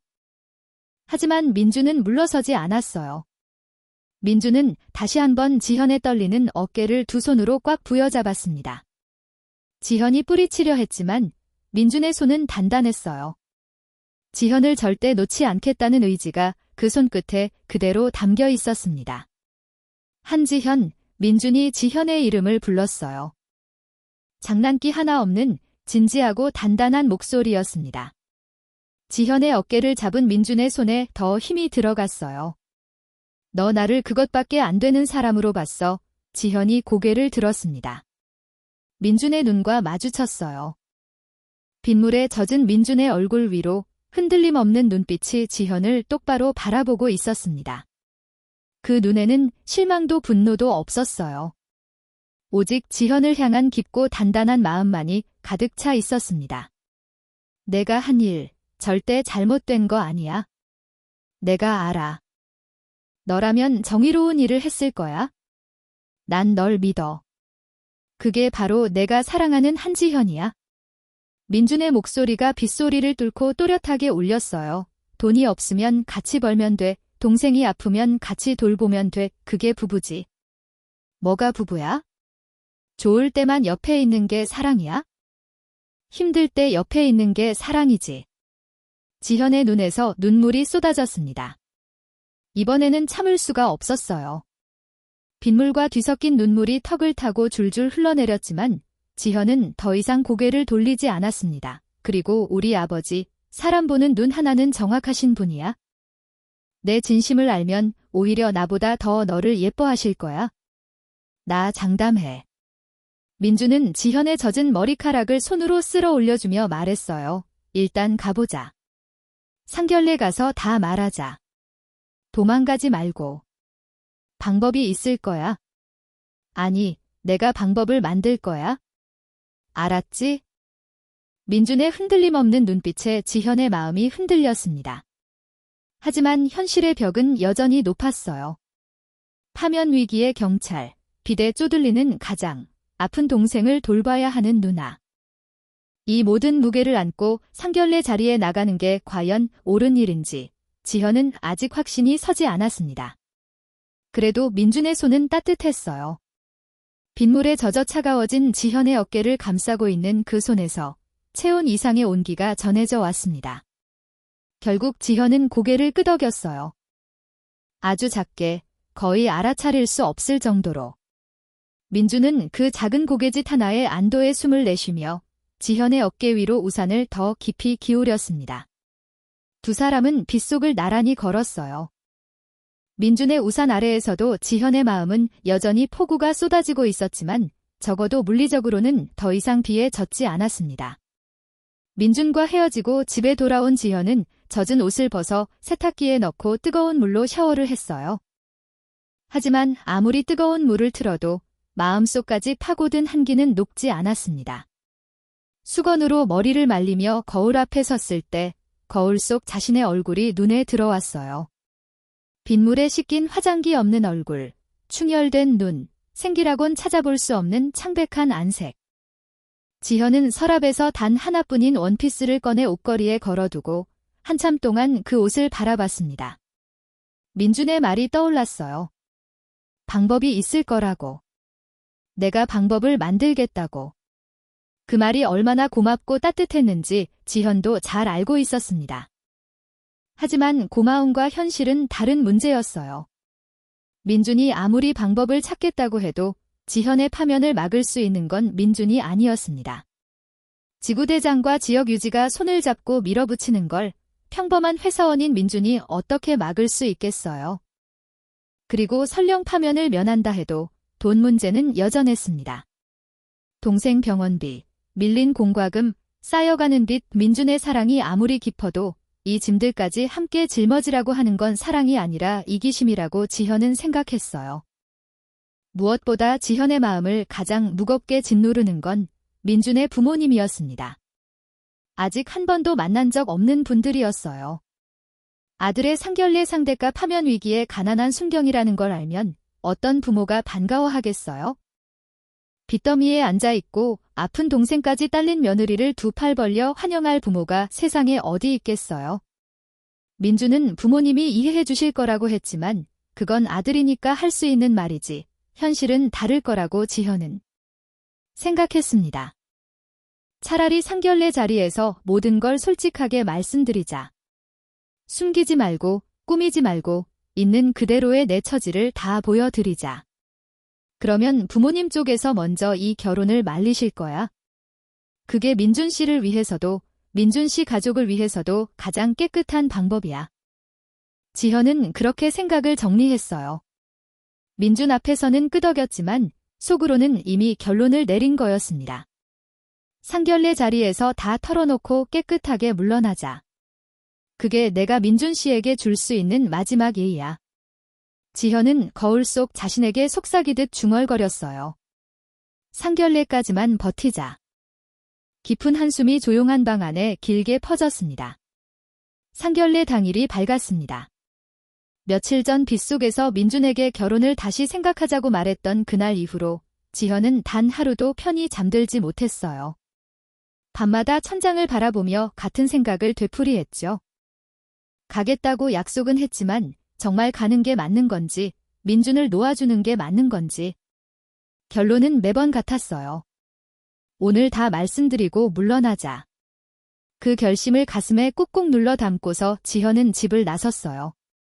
하지만 다잡았던 마음이 무색하게 상견례 장소인 호텔 로비에 발을 들이는 순간 지현은 숨이 턱 막혔습니다. 천장에서 쏟아지는 샹들리에 불빛이 대리석 바닥에 반사되어 눈이 부셨고 은은한 클래식 음악이 로비를 가득 채우고 있었어요. 입구에 서 있는 호텔 직원의 정중한 인사가 오히려 지현을 더 위축되게 만들었습니다. 이런 곳에 내가 서 있다는 것 자체가 어울리지 않는 일처럼 느껴졌거든요. 민준이 지현의 손을 잡고 복도를 걸었습니다. 긴 복도 양쪽으로 늘어선 고급 액자들과 부드러운 조명이 끝없이 이어졌어요. 지현에게 그 복도는 마치 끝이 보이지 않는 터널 같았습니다. 걸으면 걸을수록 가슴이 조여왔고 손에 쥔 가방끈이 땀으로 축축해졌어요. 지현은 속으로 몇 번이고 같은 말을 되뇌었습니다. 오늘만 버티자. 오늘 다 말씀드리고 민준 씨를 놓아주자. 그게 내가 줄 수 있는 마지막 예의야. 지현은 그 결심을 가슴에 단단히 묶어두며 한 발 한 발 무거운 걸음을 옮겼어요. 민준이 룸 앞에서 멈췄습니다. 묵직한 나무문 앞에 서자 안쪽에서 낮은 대화 소리가 새어나왔어요. 민준이 지현을 돌아보며 안심시키듯 미소를 지었지만 지현의 심장은 가슴팍을 뚫고 나올 것처럼 세차게 뛰고 있었습니다. 문이 열렸습니다. 방 안에는 정갈하게 차려진 테이블이 있었고 그 너머 상석 쪽에 두 분이 나란히 앉아 계셨어요. 민준의 부모님이었습니다. 어머니는 단아한 한복을 입고 계셨고 아버지는 깔끔한 남색 수트를 차려입은 채 찻잔을 들고 계셨죠. 방 안 가득 은은한 차 향기가 퍼져 있었고 테이블 위에는 고급스러운 닭이 세트가 정갈하게 놓여 있었습니다. 지현은 차마 고개를 들 수가 없었어요. 시선을 바닥에 고정한 채 허리를 깊이 숙여 인사했습니다. 안녕하십니까? 한지현입니다. 목소리가 떨렸어요. 아무리 단단히 마음먹고 왔어도 이 자리에서 자기소개를 하는 것만으로도 목이 메어 올랐습니다. 이제 곧 이분들 앞에서 자신의 처지를 모두 털어놓고 결혼을 포기하겠다고 말해야 한다는 생각에 다리가 후들거렸어요. 지현아, 고개 좀 들어봐. 민준이 조용히 속삭였습니다. 지현은 정말 간신히 고개를 들었어요. 시선이 테이블 위 찻잔을 지나고 수트 소매자락을 지나고 마침내 상석에 앉은 중년 신사의 얼굴에 닿았습니다. 그 순간이었어요. 지현의 눈동자가 사정없이 흔들렸습니다. 깔끔한 남색 수트를 입고 은퇴 안경 너머로 온화한 눈빛을 보내고 있는 그 중년 신사. 낡은 점퍼 대신 몸에 꼭 맞는 고급 양복을 입고 있었지만 그 눈빛은 지현이 절대 잊을 수 없는 것이었어요. 며칠 전 한겨울 새벽, 어두운 골목에서 깡패들에게 당하며 주저앉아 있던 그 눈빛. 은행 키오스크 앞에서 당황해 떨고 있던 그 눈빛. 그리고 포장마차에서 떡볶이를 먹으며 흐뭇하게 웃던 바로 그 눈빛이었습니다. 어르신. 지현의 입에서 당황 섞인 탄성이 저도 모르게 터져나왔어요. 머리가 하얘졌습니다. 이건 대체 무슨 상황인지, 왜 그 어르신이 여기에 앉아 계신 건지 지현은 순간적으로 아무것도 이해할 수가 없었어요. 신사도 마찬가지였습니다. 찻잔을 입에 가져가려던 손이 허공에서 딱 멈췄어요. 찻잔이 살짝 기울어져 차 한 방울 테이블보 위에 떨어졌지만 신사는 그것조차 느끼지 못하는 것 같았습니다. 눈을 크게 뜬 채 지현의 얼굴을 빤히 바라보았어요. 아니, 자네는 그때 그 떡볶이 아가씨? 상상도 못한 재회에 두 사람은 박제된 듯 서로를 바라보며 굳어 있었습니다. 시간이 멈춘 것 같은 정적이 방 안을 가득 채웠어요. 그 사이 옆에 앉아있던 민준과 어머니는 대체 무슨 상황인지 영문을 몰라 눈만 깜빡이고 있었죠. 아버지, 지현이를 아세요? 민준이 아버지와 지현을 번갈아 보며 물었습니다.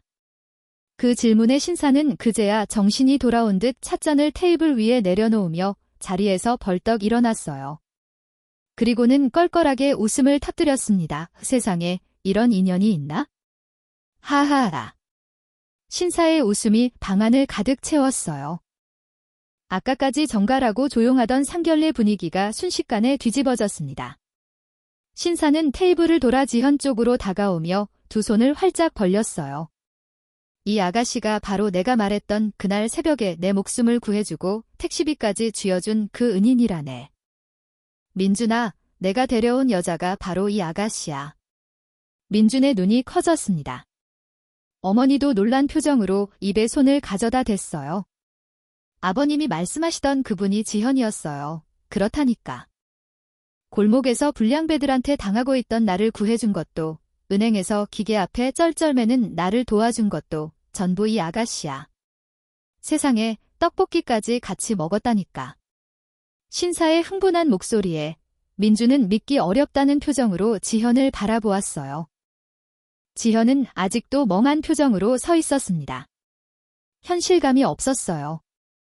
며칠 전 포장마차에서 따뜻하게 떡볶이를 나눠 먹던 그 소박한 어르신이 민준의 아버지라니. 지현의 머릿속에서 지난 며칠간의 기억들이 빠르게 되감기되었습니다. 골목에서 부축해 일으켜 세우던 순간, 택시비를 들이밀며 거짓말을 하던 순간, 키오스크를 도와드리던 순간, 나란히 앉아 떡볶이를 먹던 순간. 그 모든 장면 속의 어르신이 지금 눈앞에서 수트를 빳빳하게 차려입고 자기를 은인이라 부르며 서 계셨어요. 어머니는 자리에서 일어나 지현의 손을 맞잡으며 눈시울을 적셨습니다. 아이고, 이게 정말이에요? 우리 영감이 그날 집에 와서 얼마나 고마워하셨는지 몰라요. 젊은 아가씨가 자기 택시비까지 쥐어주고 갔다면서 이름도 못 물어봤다고 얼마나 안타까워하셨는지. 방 안의 공기가 순식간에 바뀌었습니다. 아까까지 팽팽하게 얼어있던 긴장감이 사라지고 그 자리를 뜨거운 전율이 채웠어요. 민주는 감격한 표정으로 지현의 등을 가볍게 다독였고 신사는 연신 세상에 이런 인연이를 반복하며 웃음을 멈추지 못했습니다. 하지만 반가움의 물결이 지나간 자리에 지현의 가슴 안쪽에서는 날카로운 통증이 번지기 시작했어요. 자신을 은인이라 부르며 이토록 환하게 웃고 계시는 이 따뜻한 어르신. 방금 전까지 자기를 반갑게 맞아주시던 그 진심 어린 눈빛. 그 앞에서 이제 지현은 자신의 초라하고 비참한 현실을 모두 털어놓아야 했습니다. 돈이 없다는 것, 빚이 있다는 것, 아픈 동생을 돌봐야 한다는 것, 그리고 지금 직장에서 쫓겨날 위기에 처해 있다는 것까지. 아까 빗속에서 민준에게 했던 말이 떠올랐어요. 이런 내가 민준 씨 곁에 있으면 민준 씨 인생까지 망칠 거예요. 그 말을 지금 이 자리에서 이분들 앞에 다시 해야 한다고 생각하니 가슴이 쥐어뜯듯 아팠습니다. 도망치듯 물러나려 했던 결심이 오히려 더 견디기 힘든 고통이 되어 지현의 숨을 턱 막히게 했어요. 차라리 이분이 모르는 분이었다면 인사만 하고 깔끔하게 물러날 수 있었을 겁니다. 하지만 골목에서 자신의 손을 잡아주었던 바로 그 은인이, 떡볶이를 먹으며 장하다고 칭찬해 주셨던 바로 그 어르신이 시아버지라니. 이 기적 같은 인연 앞에서 도망치는 것은 은혜를 베풀어 주신 분의 얼굴에 먹칠을 하는 것 같아서 지현은 한 발짝도 움직일 수가 없었어요. 지현은 꽉 담은 입술 사이로 떨리는 숨을 내쉬었습니다. 손에 쥔 가방끈이 땀에 젖어 미끄러웠고 무릎은 후들거리고 있었어요. 기적 같은 반가움 뒤로 지현이 감당해야 할 진실의 무게가 한층 더 무겁게 드리워지고 있었습니다. 기적 같은 반가움이 방안을 채운 지 몇 분이나 지났을까요? 신사가 연신 세상에 이런 인연이를 반복하며 감격하고 어머니가 지현의 손을 맞잡으며 눈시울을 적시는 동안에도 지현의 마음 한쪽에서는 차가운 바늘이 쉴 새 없이 찔러대고 있었습니다. 지현은 떨리는 다리를 붙잡고 자리에서 천천히 일어섰습니다. 방 안의 분위기가 달라졌어요. 아까까지 환하게 웃고 계시던 신사와 어머니의 표정에 의아함이 스쳤습니다. 민준도 지현의 변화를 눈치챘는지 걱정스러운 눈으로 바라보았죠. 지현은 두 주먹을 꽉 쥔 채 떨리는 목소리로 입을 열었습니다. 아버님, 어머님, 죄송합니다. 지현의 첫마디에 방 안이 조용해졌어요. 아까까지 웃음으로 가득하던 공기가 순식간에 가라앉았습니다. 사실 정말 가난합니다. 그 한마디를 내뱉는데 지현의 온 힘이 필요했어요.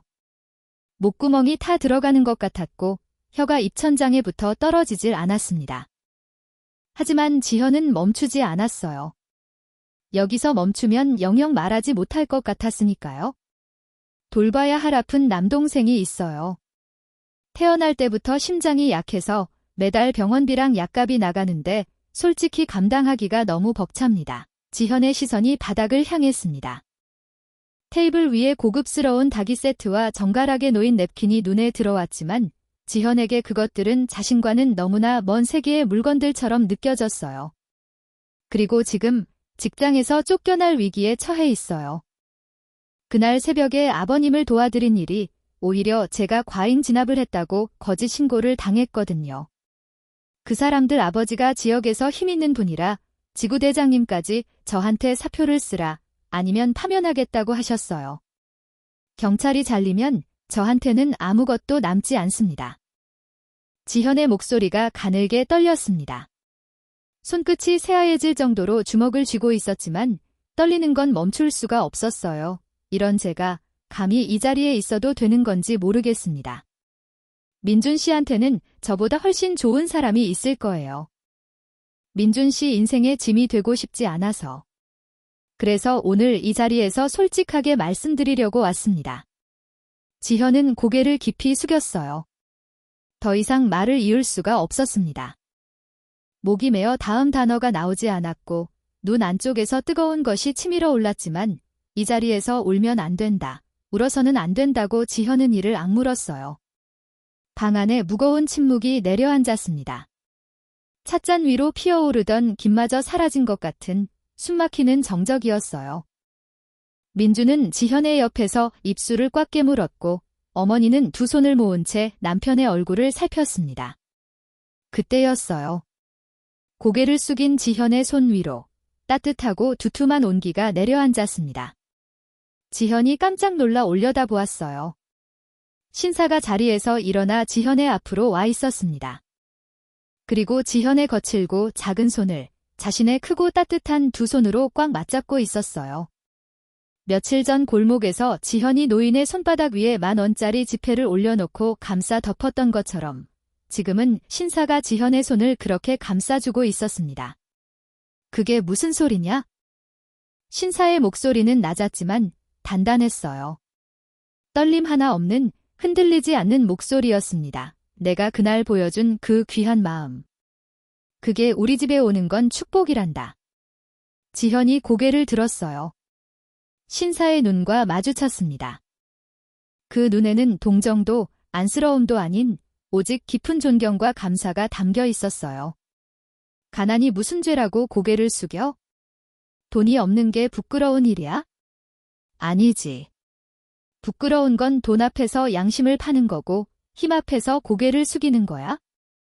넌 그 어느 것도 하지 않았어. 신사는 지현의 손을 더 꼭 쥐었습니다.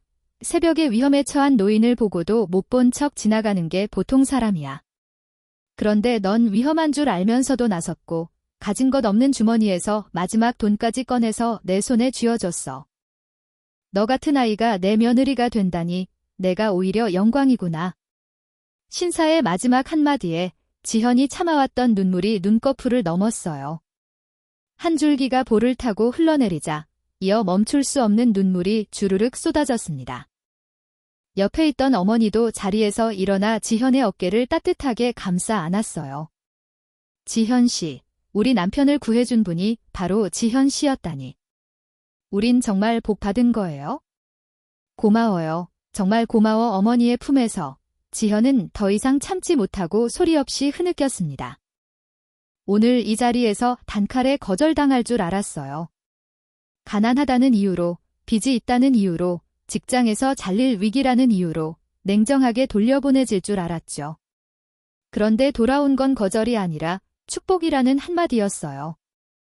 지현이 그토록 무겁게 짊어지고 온 짐들을 이분들은 아무것도 아니라는 듯 가볍게 받아주셨습니다. 바로 그때였어요. 눈물이 왈칵 쏟아지는 가운데 지현의 가방 안에서 요란한 벨소리가 울렸습니다. 정갈한 상견례 자리에 전혀 어울리지 않는 날카롭고 시끄러운 소리였죠. 지현은 얼른 눈물을 닦으며 가방을 뒤졌어요. 휴대폰 화면에 뜬 이름을 확인하는 순간 지현의 표정이 돌처럼 굳었습니다. 지구대장. 지현의 손이 반사적으로 통화 거절 버튼 쪽으로 향했어요. 이 자리에서 이 전화를 받을 수는 없었습니다. 하지만 지현이 버튼을 누르기도 전에 신사의 낮은 목소리가 들렸어요. 받아라. 지현이 고개를 들었습니다. 신사의 얼굴에서 아까까지의 따뜻한 미소가 사라져 있었어요. 대신 그 자리를 채운 건 포장마차에서도 골목에서도 한 번도 본 적 없는 서슬퍼런 눈빛이었습니다. 스피커폰으로 받아 신사의 목소리는 조용했지만 그 안에 담긴 무게감은 방 안의 공기를 통째로 눌러버릴 것 같았어요. 지현은 영문을 모른 채 떨리는 손으로 통화 버튼을 누르고 스피커폰을 켰습니다. 전화가 연결되자마자 지구대장의 고함이 룸 안을 가득 채웠습니다. 임지현. 너 아직도 정신 못 차렸어. 그 목소리에 지현의 어깨가 움츠러들었어요. 민준의 얼굴이 일순간 굳어졌고 어머니는 놀란 표정으로 휴대폰을 바라보았습니다. 당장 기어와서 회장님 앞에 무릎 꿇어. 내가 오늘 안에 해결하라고 했지? 오늘 해가 지기 전에 안 오면 내 경찰 인생은 여기서 끝이야. 알아. 끝이라고. 지구대장의 목소리는 거의 광기에 가까웠어요. 한 사람의 인생을 좌지우지할 말을 아무렇지도 않게 내뱉는 그 잔인함이 스피커를 통해 고스란히 방 안에 퍼져나갔습니다. 지현의 얼굴이 하얗게 질려갔어요. 아까 어렵게 꺼냈던 용기가 그 고함 한 번에 산산조각이 나는 것 같았습니다. 내가 뭔데? 회장님 자제분들한테 덤벼? 내가 뭔데? 사표 안 쓸 거면 파면 처리할 테니까 각오해. 알아들었어. 지현은 입술을 꽉 깨물었어요.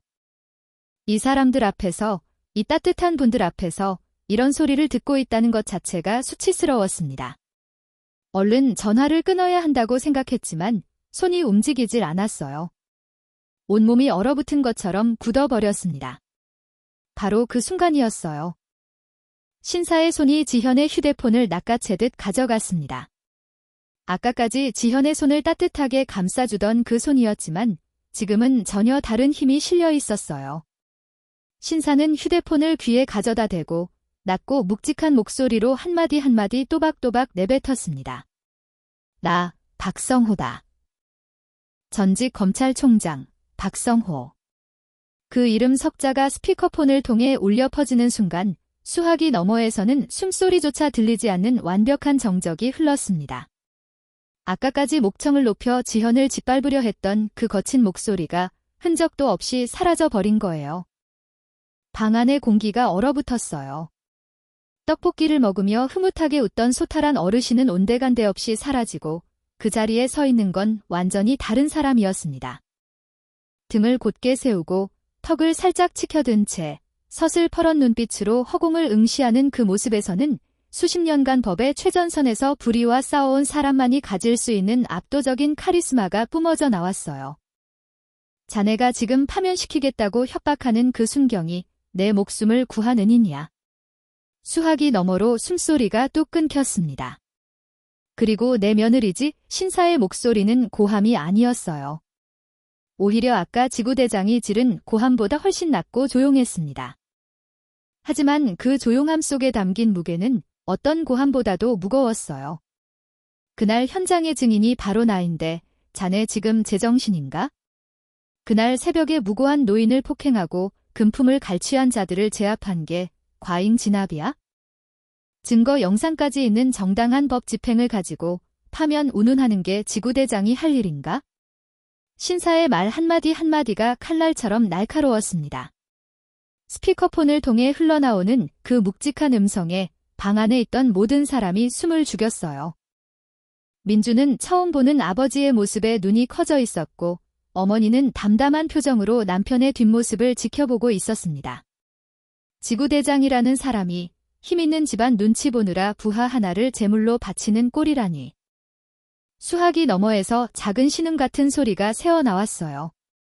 숨을 들이쉬는 건지 놀라서 헐떡이는 건지 분간이 안 되는 소리였습니다. 내일 아침까지 한지현 순경에 대한 모든 부당한 조치를 원상복구하게.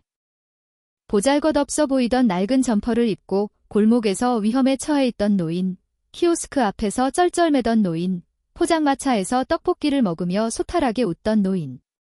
그 노인이 사실은 대한민국 법조계를 호령하던 거물이었다는 사실이 이 순간 비로소 세상에 드러난 것이었습니다. 수화기 너머의 침묵이 길어졌어요. 한참 뒤에야 지구대장의 목소리가 다시 들렸는데 아까와는 전혀 다른 사람 같았습니다. 광기 어린 고함은 온데간데 없이 사라지고 그 자리를 채운 건 공포에 질려 벌벌 떠는 가느다란 목소리였어요. 박성호 검찰총장님이. 그게 지구대장의 더듬거림에 대꾸하지 않았습니다. 대신 마지막 한마디를 싸늘하게 내려놓았어요. 안 그러면 내가 직접 움직이겠네. 성우는 통화를 끊고 휴대폰을 테이블 위에 조용히 내려놓았습니다. 방 안에 다시 정적이 찾아왔지만 이번 정적은 아까와는 전혀 다른 종류였어요. 아까의 정적이 지현의 고백에 따른 무거운 침묵이었다면 지금의 정적은 폭풍이 지나간 뒤의 고요함이었습니다. 지현은 멍한 표정으로 서 있었어요. 방금 무슨 일이 벌어진 건지 머리로는 이해가 되는데 마음이 따라가지 못했습니다. 며칠 전 자기가 택시비를 들이밀며 야간 수당받는 날이라 돈 좀 있거든요 라고 거짓말을 했던 바로 그 어르신이 방금 전직 검찰총장의 이름으로 자신을 짓밟으려 했던 모든 부당함을 단 한 통의 전화로 무너뜨린 거였어요. 지현의 무릎에서 힘이 빠지려는 순간 민준이 얼른 지현의 팔을 잡아 부축했습니다. 그리고 성호가 다시 지현 앞으로 와서 아까처럼 따뜻한 미소를 지으며 지현의 손을 잡았어요.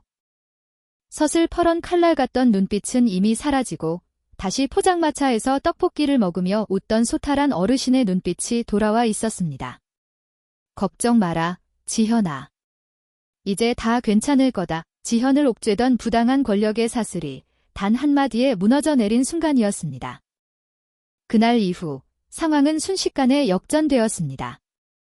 법조계에 살아있는 전설이라 불리는 전직 검찰총장 박성호가 직접 목격자로 나서자 그동안 어둠 속에 숨어있던 것들이 하나둘빛 아래로 끌려 나왔어요.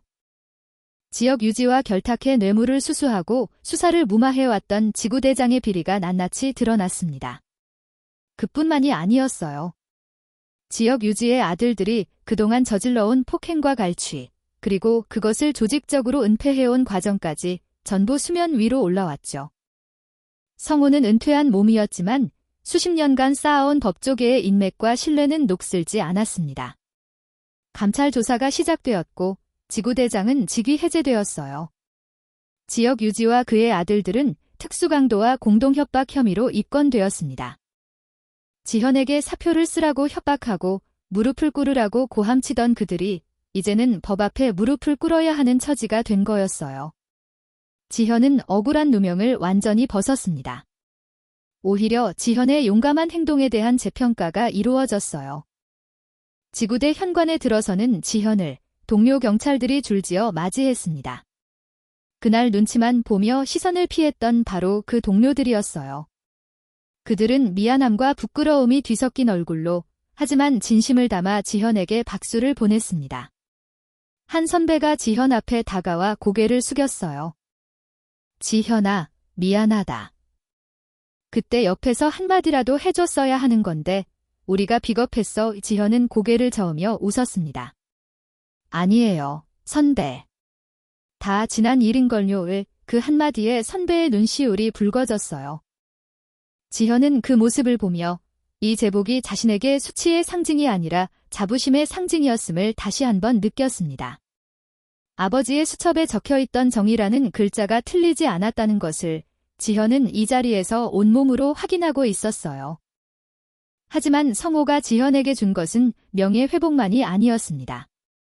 상견례가 끝나고 며칠 뒤 성호는 지현을 따로 불렀어요.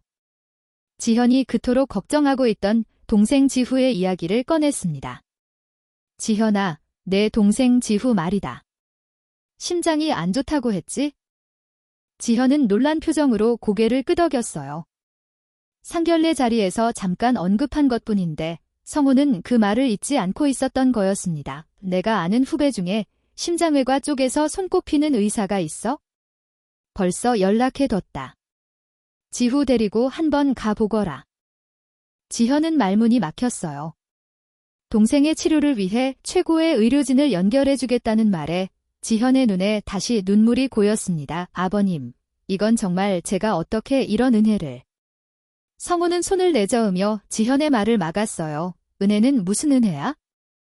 내가 그날 새벽에 내가 보여준 마음, 그게 은혜지. 이제 동생 걱정은 그만하고 내 행복만 생각하거라. 내가 지킨 정의가 헛되지 않았다는 걸 내가 보여주고 있구나. 성우의 목소리는 다정했지만 단호했어요.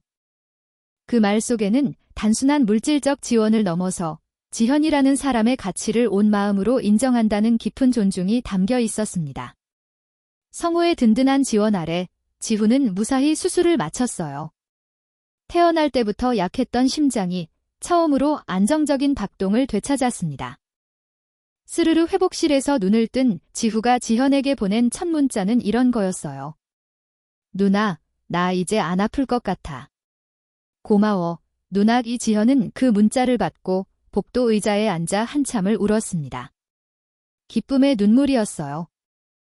얼마나 오래 기다려온 순간인지, 얼마나 오래 꿈꿔온 말인지 지현 자신만이 알고 있었죠.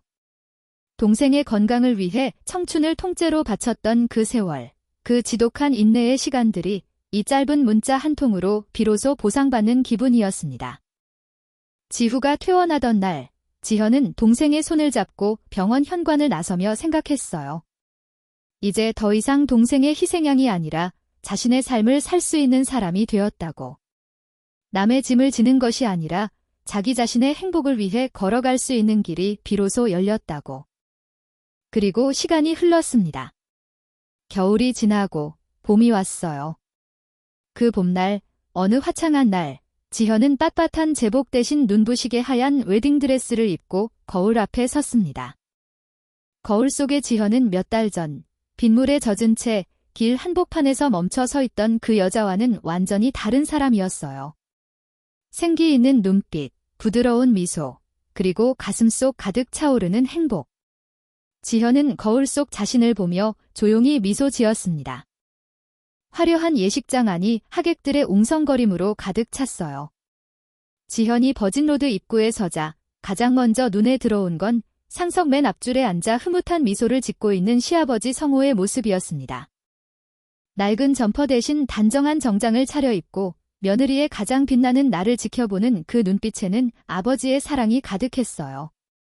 그 옆에는 시어머니가 눈물을 글썽이며 앉아 계셨고, 그리고 버진로드 끝에서 민준이 지현을 바라보고 있었습니다.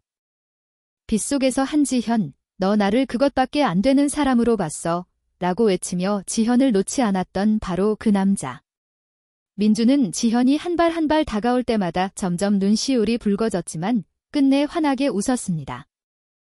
지현은 버진로드를 걸으며 지난날의 그 어두운 골목을 떠올렸어요. 한겨울 새벽, 칠흑 같은 어둠 속에서 칼바람을 맞으며 맞닥뜨린 그 순간. 위험에 처한 어르신을 보고 못 본 척 지나갈 수도 있었습니다. 식어버린 도시락을 들고 집에 가서 따뜻한 이불 속으로 들어가면 그만이었어요. 그게 보통의 선택이었을 겁니다. 하지만 지현은 멈춰섰죠. 비닐봉지를 바닥에 내려놓고 어둠 속으로 걸어 들어갔어요. 그 짧은 용기가 그날 새벽의 그 한 걸음이 지금 이 자리에 지현을 만든 거였습니다. 그날 지현이 노인의 손바닥 위에 올려놓은 것은 단순한 10,000원짜리 지폐 2장이 아니었어요. 타인의 상처를 그냥 지나치지 못하는 따뜻한 마음, 자기가 가진 것이 없어도 나눌 줄 아는 진심, 그리고 아버지에게 물려받은 정이라는 이름의 작은 불꽃이었습니다.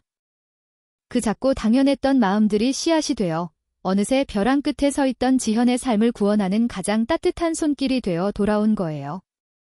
지현은 민준의 손을 꼭 잡았습니다. 민준의 손은 그날 빗속에서와 똑같이 따뜻했어요.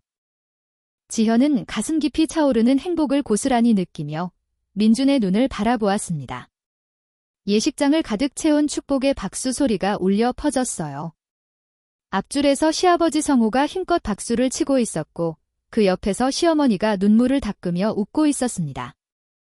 건강을 되찾은 지후도 객석 한쪽에서 환하게 웃으며 누나의 가장 빛나는 순간을 지켜보고 있었어요. 타인에게 건넨 아주 작은 온기가 결국 내 인생의 가장 추운 계절을 녹여주는 기적이 된다. 지현은 이 소중한 한 문장을 가슴에 깊이 새기며 민준과 함께 눈부신 미래를 향해 첫 발을 내디뎠습니다. 오늘도 시청해주신 여러분, 감사합니다. 오늘 이야기는 새벽 골목에서 우연히 마주친 한 노인과 젊은 경찰관의 인연으로 시작되었어요. 누군가의 고통 앞에서 외면하지 않았던 단 한 번의 용기가 두 사람의 인생을 송두리째 바꿔놓았죠. 세상이 아무리 차갑고 불공평해도 진심으로 건넨 손길은 반드시 돌아온다는 것을 지현과 성호 어르신이 보여주었습니다. 오늘의 이야기가 공감되셨다면 구독과 좋아요를 눌러주세요. 그리고 주인공들을 위한 응원의 댓글도 부탁드리겠습니다. 여러분의 하루하루가 조금 더 따뜻해지기를 진심으로 바라면서 지금까지 인생 이야기였습니다.